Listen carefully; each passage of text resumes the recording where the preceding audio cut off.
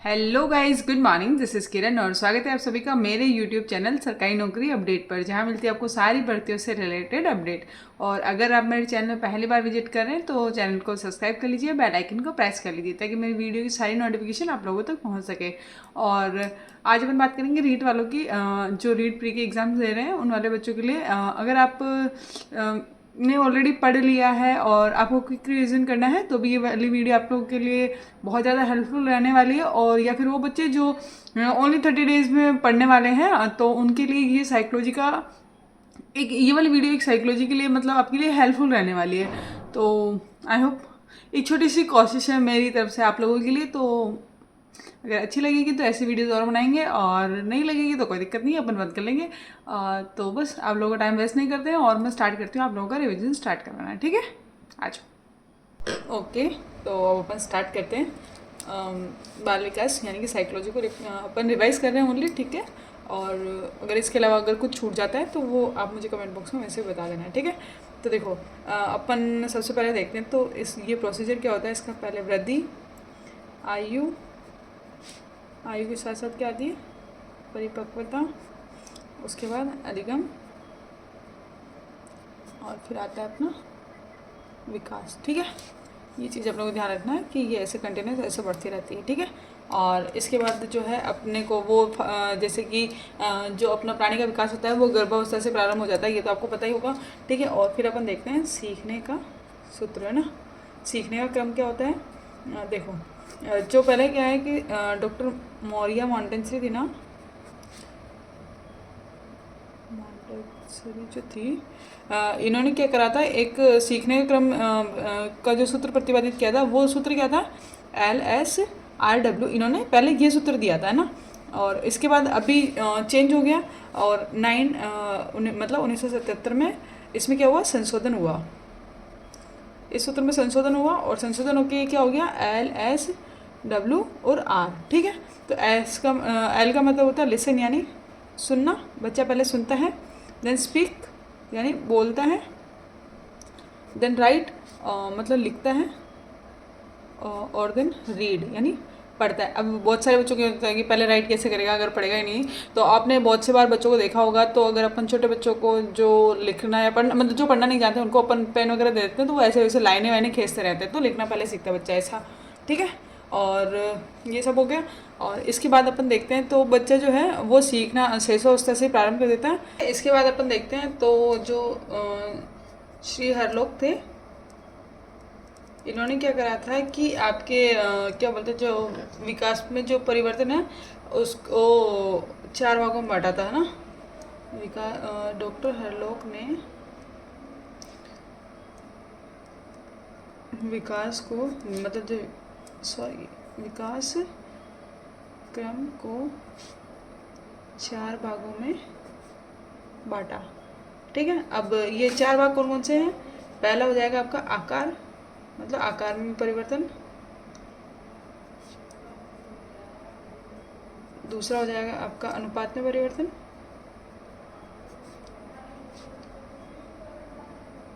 तीसरा हो जाएगा अपना पुराने जो चिन्ह हैं उनका प्रतिलोप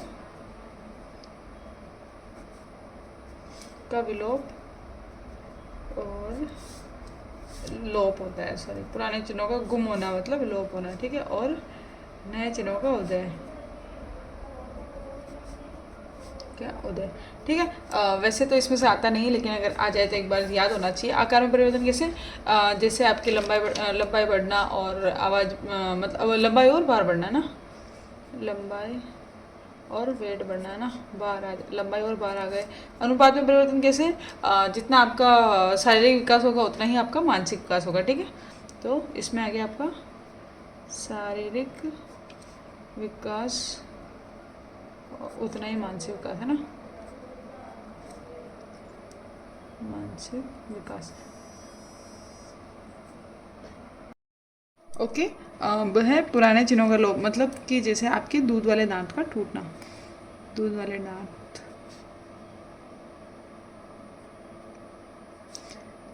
टूटना। और इसके अंदर है नए चिन्हों का लोप, तो आपके दाढ़ी मूछें आना और ये सब चीज़ें इसके अंदर आ जाएगी ना, दाढ़ी मुझे आना है ना, और या फिर आवाज़ का बारी होना, और आवाज़ का बारी होना।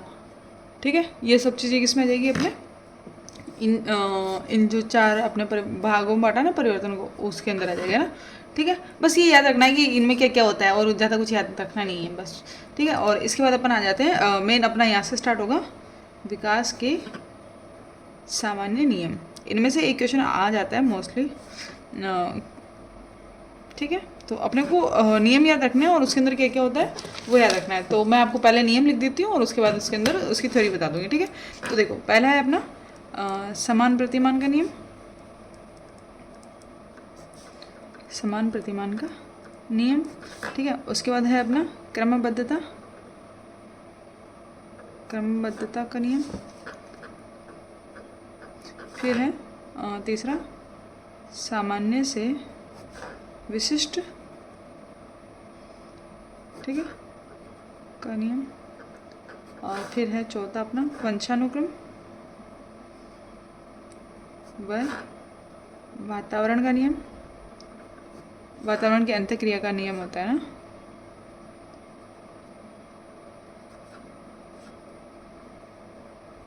ठीक है, और उसके बाद पांचवा है अपना सीखने में भिन्नता ना, सीखने में भिन्नता। और फिर छठा है अपना व्यक्तिगत विभिन्नता।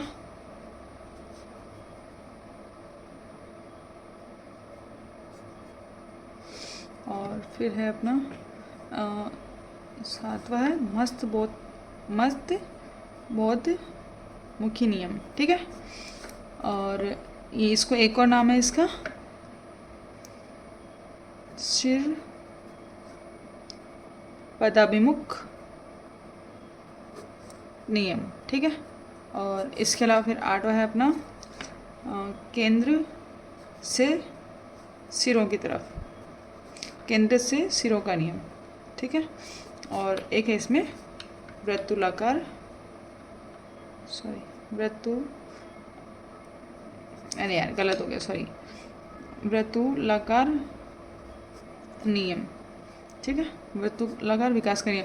ठीक है, मेरी राइटिंग में मत जाना, मैं बस जल्दी जल्दी, क्योंकि वीडियो वैसे बहुत ज़्यादा लंबी हो जाएगी, तो समझाने के चक्कर में ऐसे जल्दी जल्दी लिख रही हूँ। ठीक है, और आई थिंक इतना सा क्लियर तो है कि आप लोगों को अच्छे से समझ में आ जाएगा। ठीक है, अब देखो समान प्रतिमान का नियम क्या होता है कि इसके अंदर जैसे अपना जो इंसान है तो इंसान के बच्चे इंसानों की तरह बड़े होते हैं, और जानवर है तो उनका अलग सिस्टम होता है। तो मतलब जो जिस प्रजाति का है उसका जो विकास है वो उसी के हिसाब से होता है। ठीक है, तो बस अब यहाँ मुझे लिखने की ज़रूरत है नहीं शायद, ये यहाँ लिख देती हूँ समान प्रजाति, समान प्रजाति के अनुसार विकास। ठीक है, और फिर है क्रमबद्धता का नियम। तो देखो क्रमबद्ध मतलब कि सिस्टमेटिक ही आपका विकास होएगा। ऐसे नहीं कि आप मतलब जैसे अपने को बताया कि पहले आपकी शैशवावस्था आएगी, उसके बाद आपकी बाल्यावस्था आएगी, उसके बाद आपकी क्या बोलते हैं जो किशोरावस्था आएगी, और ऐसी सब चीज़ें चलेगी ना, क्रमबद्ध रूप से ही चलेगी ना। किशोरावस्था आएगी, ये क्रमबद्ध रूप से ही चलेगी, मतलब क्रमबद्ध के अंदर आ जाएगा कि आपका सीक्वेंस वाइज चीज़ें चल रही है ना, मतलब इससे पहले आपकी गर्भावस्था भी है, वो मैंने लिखी नहीं। और सामान्य से विशिष्ट का मतलब क्या है, जो बच्चा होता है वो पहले सरल चीज़ें जल्दी सीखता है और उसके बाद कठिन चीज़ें सीखता है। तो मतलब सरल से जो कठिन चीज़ें होगी वो सरलता से यानी सामान्य से विशिष्ट वाली चीज़ें आ जाएगी। ठीक है, वंशानुक्रम और वातावरण की अंतर्क्रिया का, तो इसमें क्या होता है कि जो बालक का विकास होता है उसके अंदर वातावरण और विकास दोनों का ही योगदान होता है। और वुडवर्थ ने बोला, जो सूत्र दिया था उसके अंदर उसने बोला था कि मतलब उसने बोला था H/E, मतलब जो आपका हेरिडिटी और जो आपका एनवायरनमेंट है उनकी अंतर्क्रिया होती है, उसी को अपन वंशानुक्रम वातावरण के अंदर, सॉरी, वुडवर्थ ने बोला था कि प्राणी का जो विकास है वो वंशानुक्रम और वातावरण के गुणनफल का परिणाम है। ठीक है, मतलब एकदम प्रॉपर लैंग्वेज समझ नहीं आती तो ये मैं बता देती हूँ। ठीक है, सीखने में भिन्नता क्या होती है कि देखो अलग अलग माइंडसेट का बच्चा अलग अलग तरीके से सीखता है। जैसे प्रतिभाशाली बालक है तो वो जल्दी सीख जाता है, और थोड़ा मंद बुद्धि बालक है तो वो थोड़ा स्लो सीखता है। ठीक है, और व्यक्तिगत विभिन्नता क्या होती है, वही कि आपकी एक क्लास है उसके अंदर अलग अलग माइंडसेट के बच्चे होते हैं। जैसे कोई प्रतिभाशाली है, कोई बिल्कुल ऐसे नॉर्मल माइंडसेट हाइट का है, और एक हो गया कि अपना बिल्कुल ही मंदबुद्धि वाला के वैसे। और मस्त बहुमुखी नियम या फिर सिर पदाभिमुख नियम क्या बोलते हैं, सिर से पैर की तरफ का जो नियम है उसी को सिर पदाभिमुख नियम कहते हैं। और केंद्र से सिरों का नियम यानी कि बालक का जो विकास है वो केंद्र से सिरों की तरफ जाता है। मतलब कि कैसे, जैसे जितना विकास बालक का ऊर्ध्वाधर होता है उतना ही विकास आपका क्षितिज में होता है। ठीक है, कैसे, जैसे मान लो ये इंसान है, ठीक है, ये इंसान है, अब जितना वो ऐसे बढ़ेगा ना उतना ही वो ऐसे बढ़ेगा। कैसे, ऐसे कैसे बढ़ेगा, मतलब कि जितना इंसान ऊपर से नीचे हाइट बढ़ेगी उतनी उसके हाथों की लंबाई भी बढ़ेगी। वरना ऐसे इंसान पता चला कि इंसान तो लंबा हो गया, हाथ छोटे छोटे रहेगा, ऐसे होता है ना। तो वैसे ही कि जितना ऐसे बढ़ेगा वैसे ही इतना इधर की साइड बढ़ेगा। ठीक है, और वृत्तुलाकार में क्या होता है कि जो देखो विकास है वो हमेशा एक ही गति में नहीं होता है ना। मतलब ऐसे तो है नहीं कि जैसे गर्भावस्था का भी सेम टाइम है, फिर शैशवावस्था का भी सेम टाइम है, बाल्यावस्था, ऐसा तो होता नहीं है। तो देखो शैशवावस्था में तो बालक बहुत जल्दी से बड़ा होता है, शैशवावस्था में विकास तेज़ी से होता है, तेज़ी से, और बाल्यावस्था में स्लो मोशन में चलता है। याद है, बाल्यावस्था में धीमा विकास। ठीक है, ये सब चीज़ें ये आपको पता ही होगा। ये दोनों लाइन और ये दोनों लाइन किस में आती है, वृत्तुलाकार नियम में। अच्छा ठीक है, एक डेफिनेशन अपन यहाँ देख लेते हैं कि जो बाल्यावस्था है उसको, बाल्यावस्था को मिथ्या परिपक्व काल किसने बोला। बाल्यावस्था आपकी मिथ्या परिपक्वता का काल है, ये किसने बोला, आपके रॉस ने। ज़्यादा डेफिनेशन याद करनी नहीं है, लेकिन कुछ गिनती की है वो याद कर सकते हैं, तो ये वाली आप याद कर लेना। ठीक है, और इसके अलावा अपन देखते हैं तो विकास को जो प्रभावित करने वाले कारक है उसको देख लेते हैं ना। तो विकास को प्रभावित करने वाले कारक, अब देखो बालक बड़ा होएगा तो दो ही चीज़ें प्रभावित कर सकती है, या तो उसकी जो जन्मजात चीज़ें हैं वो, यानी कि उसके माता पिता से जो उसमें आई है वो चीज़ें, और या फिर जो एनवायरनमेंट से जो उसको मिलती है वो वाली चीज़ें। तो मतलब दो चीज़ें कौन कौन सी हो गई, वातावरण, और दूसरा कौन सी हो गई, विकास, वातावरण और आपका वंशानुक्रम। ठीक है, और वातावरण के अंदर आपकी हो सकती है विद्यालय, ठीक है, और दूसरी हो सकती है आपकी सामाजिक, है ना, और उसके अंदर तीसरी देख लेते हैं अपनी पारिवारिक में भी आपकी जो जेनेटिक है वो उसकी बात नहीं कर रही हूँ, पारिवारिक में आपके परिवार का माहौल और वो सब चीज़ें वो हो गई। और इसके अलावा आपकी सांस्कृतिक हो गई, और इसके अलावा आपकी हो गई जनसंचार को आप इस सामाजिक में गिन सकते हो ना, जनसंचार वाली। ठीक है, जनसंचार के अंदर आपका मोबाइल आ गया, इंटरनेट हो गया, और इन सब चीज़ों से है ना आपका विकास रुकी, मेंटली जो आपका डेवलपमेंट है वो तो रुकी जाता है इन सब चीज़ों से। और इसके अलावा आप देख लो भौगोलिक, है ना, कि जैसे आपका जो जलवायु और वैसा होता है उसी हिसाब से आपका डेवलपमेंट भी होता है। ठीक है, ये सब चीज़ें हो गई। और अब अपन बात करते हैं वंशानुक्रम की। तो वंशानुक्रम के अंदर देखो अपन देखते हैं, सबसे पहले आपने वो आनुवंशिकता वाला पढ़ाई होगा, आनुवंशिकता। ठीक है, तो ये किसने दिया था, क्रेकर जॉन मैंडल ने। ठीक है, क्रेकर जॉन मैंडल ने दिया था।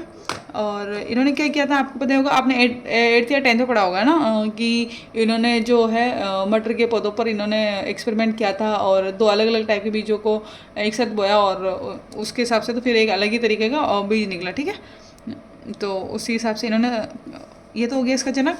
और इन्होंने प्रयोग किस पे किया था, मटर पर, और इन्होंने किस पे किया था, सफ़ेद चूहों पर भी इन्होंने एक्सपेरिमेंट किया था। ठीक है, वैसे ये ज़्यादा कोई पूछता नहीं है, बस अगर आनुवंशिकता है तो इनका ये पूछ लिया, क्रेकर जॉन मैंडल के जनक कौन है वो बस थोड़ा बहुत अपने को पता होना चाहिए, इसलिए मैंने ये बता दिया। ठीक है, अब इन्होंने प्रयोग किया तो इन्होंने 3 नियम निकाले। 3 नियम कौन कौन से निकाले, एक तो निकाला इन्होंने प्रभाविता का नियम, ठीक है, ये याद रखना है।